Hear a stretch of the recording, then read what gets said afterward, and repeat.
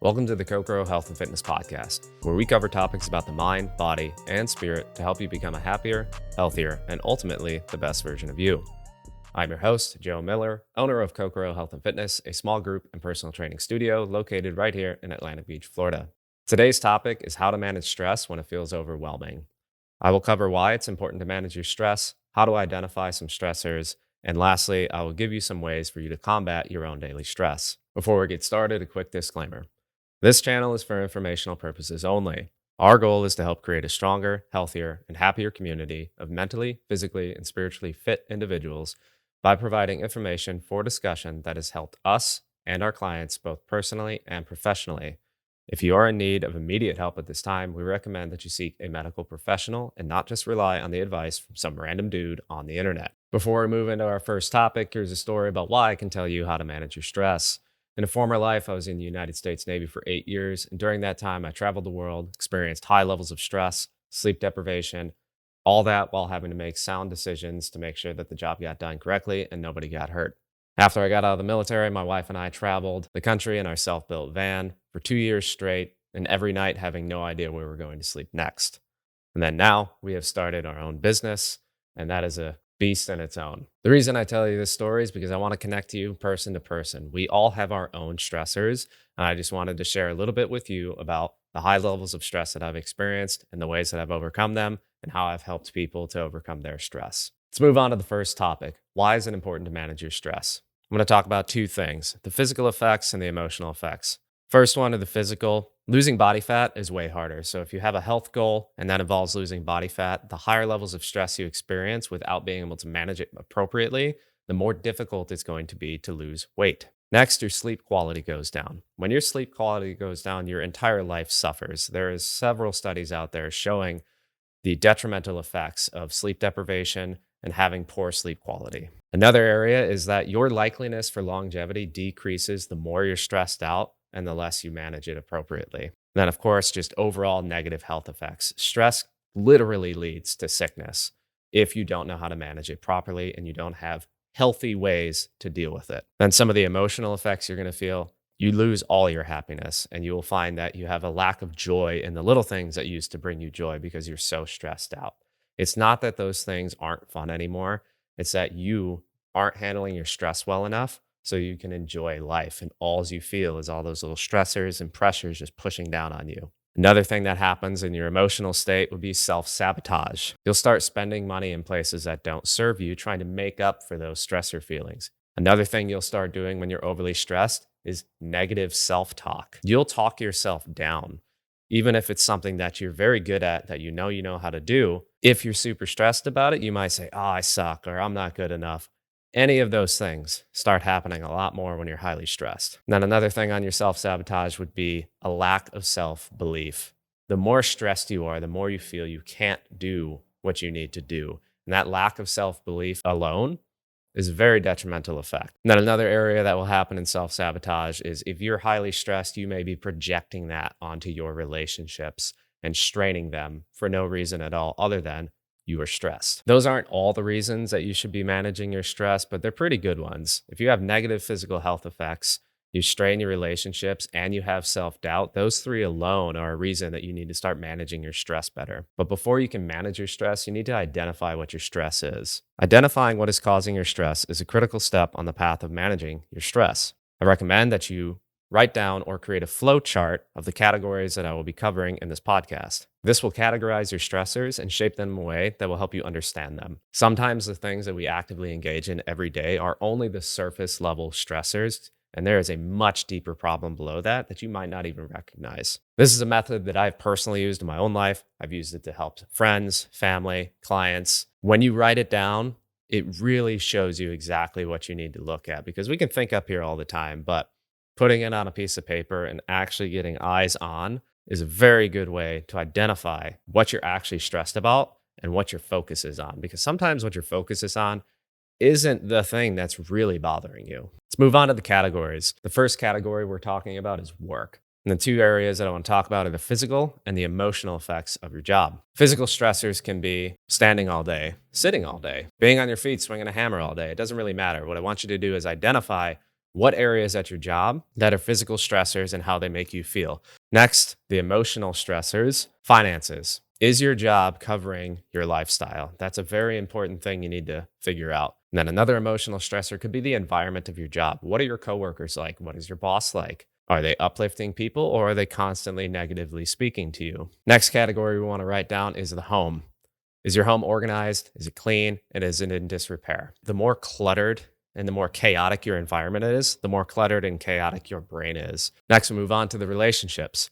What are your family relationships like? What are your friend relationships like? And do you have a significant other? Getting those 3 relationships in order is very important. Last category, we'll move on to the self, your body image. Are you happy with it? Or are you not happy with it? What's your capability? Can you do all the things that you want to do? Then how is your overall health? How is your mental health? Do you find that you swing very quickly through emotions or that you're more even keel? Then your physical health. Are you sick all the time or are you healthy? Then the next one is your thought patterns. Most of the stress that we have in our life, we are creating in our own head. Those are the basic categories that you want to identify. So the work, the home, your relationships, and yourself. All of those in a flow chart, you need to start annotating down what areas are stressing you out. And if you're unsure where to start, just simply start writing down the things that you do. Yard work, housework, that boss, I don't like them. That boss, they're great. Man, my back hurts every day at work because I sit all day. My home's unorganized. It's not clean. Write all of that stuff down if you're unsure where to start. So now that we covered a bunch of categories that I want you to write down, and then you can start putting in the areas that stress you, let's talk about ways to combat stress. So like the whole meat and potatoes of this thing. One word is all you need to combat stress, and that is discipline. Discipline is earned by repeatedly doing tasks that serve you in a positive manner. Creating discipline in yourself will not only help you combat stress, but it will also help you de-stress the people around you. Now, moving on to the ways to combat stress. The first way to combat stress is take control of your schedule. Now, work, I understand that you do not actually control your schedule for the most part, but you do control everything you do outside of work, what time you get up for work, when you get ready for work, what you take to work. You can control a bunch of different factors. So now you need to figure out what habits you can stack with your job. So food prepping, if you find that you're running out of time and that you never cook and you always eat out, well, it might be a good time to food prep because eating out is way harder to get in good shape and lose body fat. Whereas if you have cooked food at home and you know exactly what's in it, you can prepare the correct amounts. So this way you can meet your physical goals. Another thing to consider is hitting the gym before you go to work. It is more difficult to work out in the morning because you feel a lack of motivation, you're tired, but it is also very difficult to work out in the evening because you cannot predict what the day has in store for you. You may have all the good intentions on a Monday morning, like I'm going to go get it. 5 p.m., I'm there hitting the gym. And then a horrible day at work happens, and then somebody gets sick and you have to go take care of something. Now you missed your day in the afternoon. Whereas if you started work at 6:30 in the morning, you could have just worked out at 5 a.m., been done, and then known that as soon as work's over, no matter what life throws at you, you can handle it, and you've already taken care of yourself first.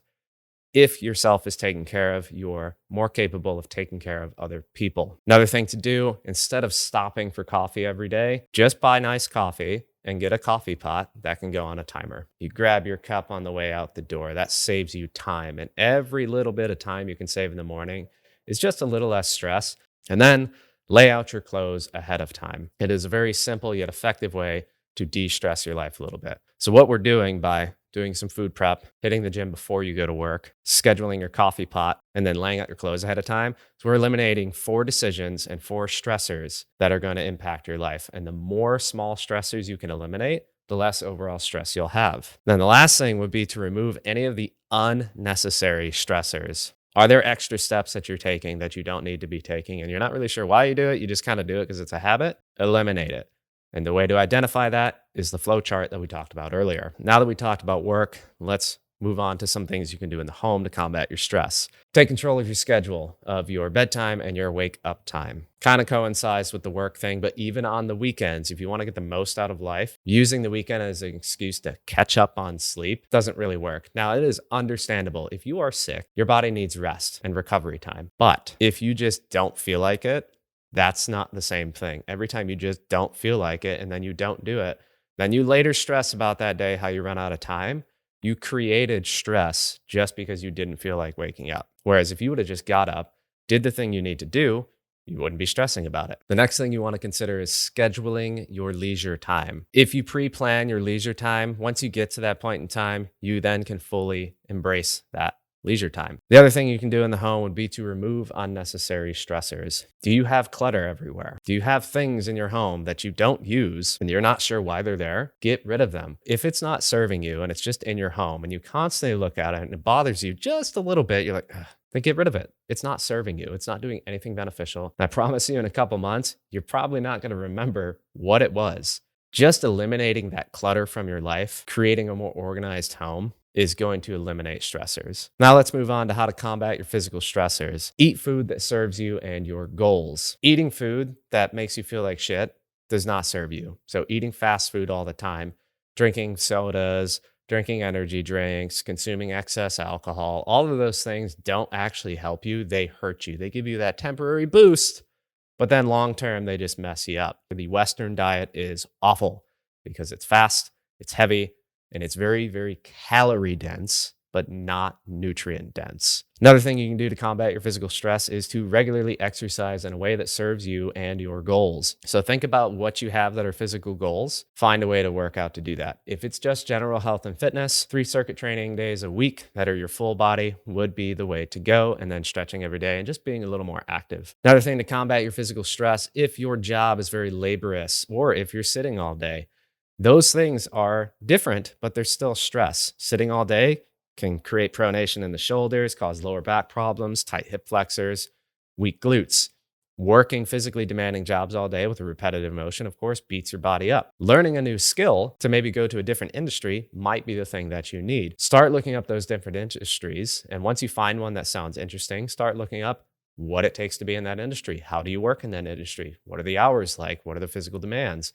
You can look all of these things up. If you do it methodically, you might understand that, hey, I really do want to switch. Or you might find out that actually it's not the job that's really bothering me. It's all the other areas. It's the home instead of the work. Another thing to combat your physical stress would be get the right tool for the job. If you can buy a singular tool that eliminates a lot of physical stress by taking a 5-hour job and turning it into a 5-minute job, sometimes it's worth just buying the tool. Now that we covered a bunch of ways to combat your physical stress, let's move on to the emotional stresses and how to combat them. Is your work environment really the problem, or are you projecting? Sometimes it's not actually what's going on externally that's bothering us, but what's going on up here. Figure out if it's your job that's really stress or it's yourself projecting your own stressors onto your job. How are your finances? Are you living within your means? So you have said job.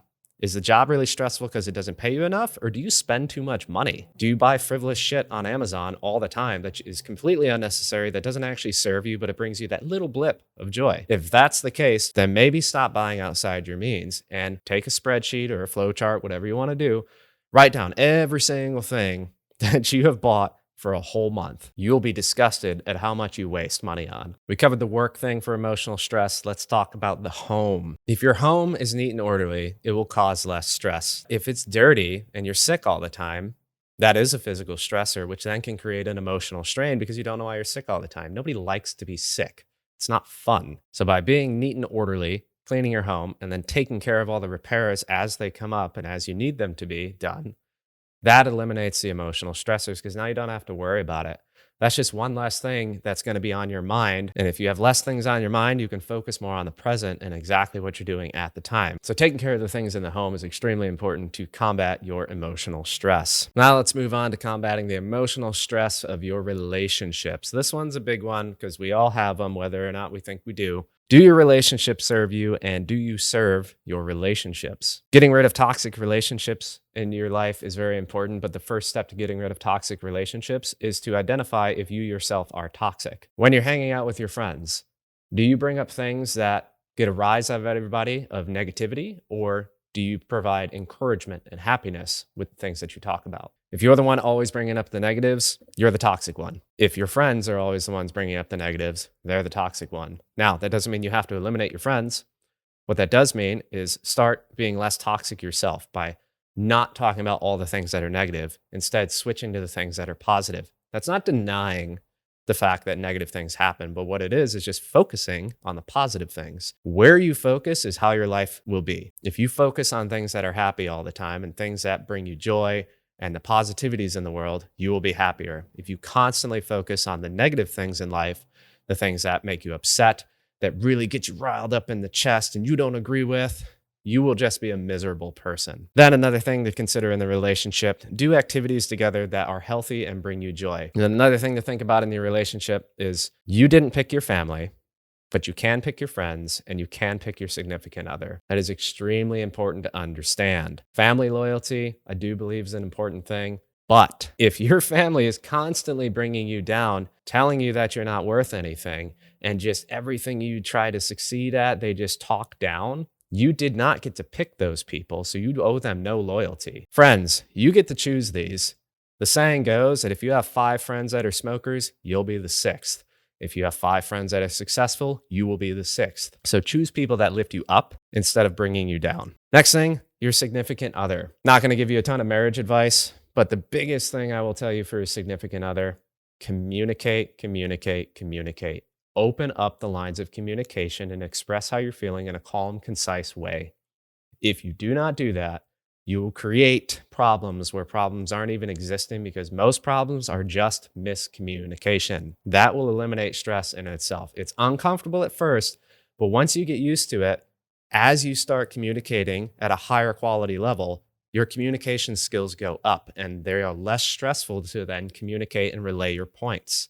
You will build your relationship with them. Relationships aren't like the movies to where it's just this perfect little thing, happily ever after. Relationships are built. That was enough of that. I know that was the relationship thing. It's a little hard look, but it is very important to take those hard looks to truly understand and combat your stress. You need to know, am I doing it? Or are they doing it? Am I serving the relationship? Are they serving the relationship? Choose the people you spend your time with carefully. The last category, which is very important, is the self. Arguably, this is the most important category because you're the only one in here. Now, your body image, that's the first thing. Do you like the way you look when you're naked in the mirror? If you look at yourself and you're not entirely happy with what you see, maybe shut off the Instagram. It's an image they want to present to the world. It's just not reality. So keep that in mind that some of your negative self-images may be because you're comparing yourself to the people you see on the internet. I promise you, when you stop comparing yourself to others and just focus on the things that bring you joy and that serve you, your life is going to be way less stressful. So some small steps that you can take every day to combat the stress of body image would be to take pride in your appearance. If you look disheveled all the time, you're probably disheveled all the time. Take the time to groom yourself. Don't dress lazily. And then another thing that's a small step, quite literally, is walking with your chest out and your head up. Posture can dictate our mood. If you hold yourself up, you will elevate your mood. Next, your capability. Challenge yourself regularly to improve yourself. By creating a small physical stressor consistently that builds your body up, your overall physical stress will go down. So making yourself more physically capable is a way to combat that stress. Next, let's talk about your health. Ways to combat stress for mental health will be meditate in some form or fashion and be present. Do something that brings you exactly in the moment. If you're thinking about the past or the future, you're not really living. The past is just emotional responses to something that's already happened that you're remembering and mulling over in your head and probably creating stress over for no reason at all. And the future are things that have not happened yet. Why are you worried about the things that haven't happened yet? Be focused in the present. Another step that you can take to help your mental health would be eliminating your negative self-talk. If you are constantly telling yourself you are something, you will eventually become that something. This was something that I struggled with as well, because as I was getting to what I call the pit of despair, negative self-talk started increasing, saying, I can't remember this, or I'm not good at this. Constantly saying those things will increase the likelihood that you will become those things. If you want to remember people's names more, stop telling yourself, I can't remember names, and just focus on remembering their names. After eliminating self-talk is acknowledge your achievements. Tooting your own horn out loud may not be the way to go, but at least acknowledge when you accomplish something. So many people I know just refuse to acknowledge when they do something awesome. If you've always wanted to do a barbell squat and the day you finally achieve one, celebrate that. That is an achievement. Celebrate your achievements. That doesn't mean celebrate them with things that don't serve you. Like, hey, I finally did this awesome workout. Now I'm going to go get drunk. That doesn't really serve you. But rewarding yourself with maybe a delicious meal that fits your nutrition goals, that might be at a restaurant you really wanted to go to, that would be rewarding yourself and acknowledging your achievement in a way that serves you. And then moving on from that, the emotional into the physical. Eat in a way that serves you. Eating good quality whole food makes you feel better. And if you feel better, you're less stressed. Drink water. Water should be the number one thing that you're consuming, not coffee, not tea, not soda, not alcohol, not energy drinks.